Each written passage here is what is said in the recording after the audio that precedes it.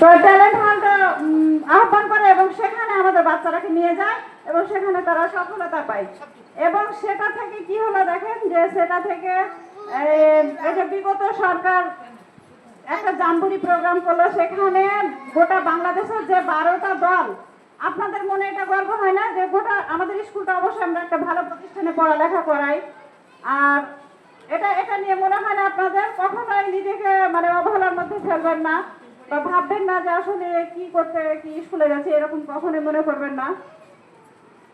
তো সেখানে 12টা দলের মধ্যে আমাদের, তো ওই জাম্বুরিতে যাওয়ার আগে আমাদের যে এই জেলা স্কাউট চাঁপাইনবাবগঞ্জ শহরে এই স্যারের কথা বলবো আমি, মানে কি যে কষ্ট করে গেছি আপা, খাওয়া নাই, এই যে বাসায় গেছি স্কুল থেকে, আবার দুপুরে ব্যাক করেছে অফিসে, আবার 5টার সময় পাবো ওদেরকে, আবার 7টার সময় পাবো, মানে এইরকম দৌড়াদৌড়ি, কখন খায়া না খায়া, মানে কি বলে এইভাবে দৌড়াদৌড়ি করে তাদের।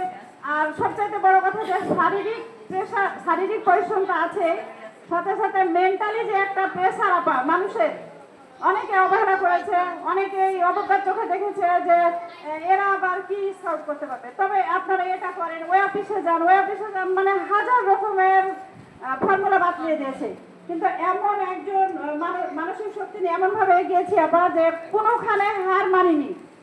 এটা এত কষ্ট বা এখানে অর্থের এই দরকার বা এখানে আমাকে এই সময় যেতে হবে, কোনো সময় হার না মানা আমরা এটা স্কাউট গ্রুপটা খুলতে সক্ষম হয়েছি।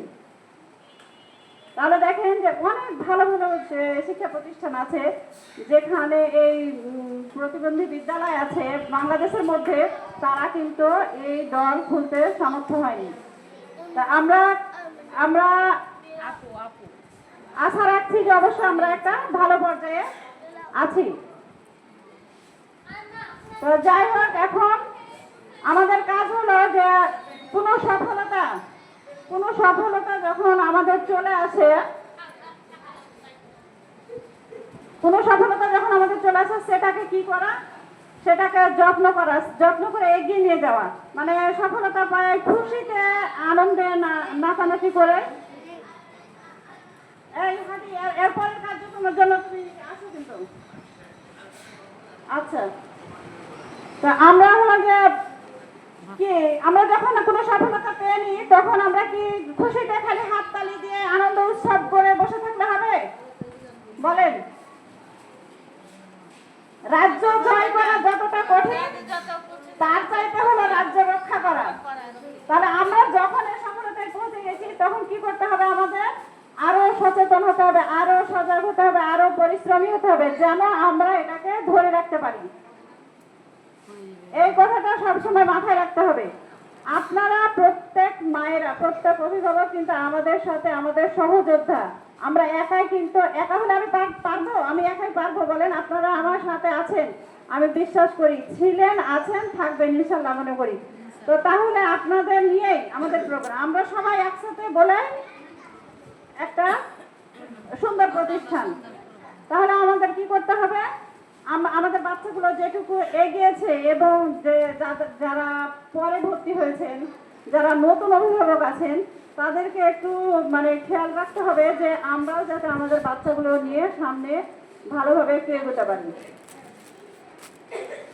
আসলে এটা একটি লেখাপড়ার জন্যই শুধু শিক্ষা প্রতিষ্ঠান না। তাহসিন বসে, এই নাদিম তুমি বড় ওদের বসতে বলো।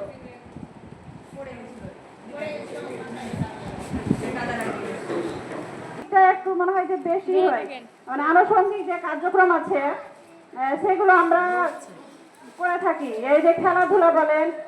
আচ্ছা, আরেকটা বিষয়, সবচাইতে মূল যে সমস্যা, অভিভাবকদের আমি দৃষ্টি আকর্ষণ করে বলতে চাই যে মূল যে সমস্যা সেটা হলো 1 নম্বর কথা, আপনাদের স্কুলের উপস্থিতিটা মানে মানসিকতা নিতে হবে যে স্কুলের উপস্থিতিটা বাড়াতে হবে আপনাদের। বুঝা গেছে কথাটা? কি সবাই শুনতে পেয়েছেন?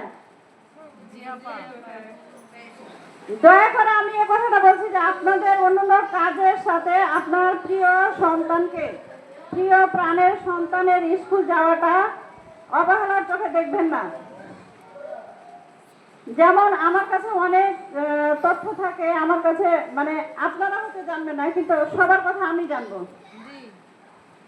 সামান্য দেখেন যে হয়তো দেখা গেল যে বাসায় একটু কাজের চাপ বেশি আছে, মানে আমি বলছি না যে না ম্যাডাম এটা জরুরি কাজ, তো কি করবো, এটা রেখে কি আমি স্কুলে যেতে পারবো, সেটা না। হয়তো দেখা যাচ্ছে কিছু এমার্জেন্সি কাজ থাকতেই পারে মানুষের, সে যেটা মনে করবেন যে আসলে এই কাজটা আমার এসেও করতে পারতাম, বা এটা যদি অ্যাভয়েড করা যায়, আমার বাচ্চাটার স্কুলে যাওয়াটাই কিভাবে কাজ করা যায়, এই এই বাচ্চা তো এরকম এটা পাচ্ছে, তাহলে একে নিয়ে যদি আরেকটু আমরা ওইদিকে অন্যভাবে কাজ করি। আর আপনারা যদি, কেন বলছি জানেন, আমি পরিকল্পনা করলাম বাসায় খাতায় লিখে লিখে পরিকল্পনা করলাম যে বড় বাচ্চাদের জন্য এই যে দর্জির কাজ, তারপরে প্যাকেট তৈরি করা, এইসব কাজগুলো আমি শিখাবো বাচ্চাদের বাড়ি করবো। দেখা গেল যে স্কুলের উপস্থিতি এতই কম যে নিজেরই অনীহা চলে আসে। তাহলে আপনাদের ওই জন্য বলছি যে আপনারা আপনাদের, এই আপা ওখানে কথা বলছেন কেন, আমাদের কার্যক্রমকে আরো ত্বরান্বিত করবে, আমাদের কার্যক্রম আরো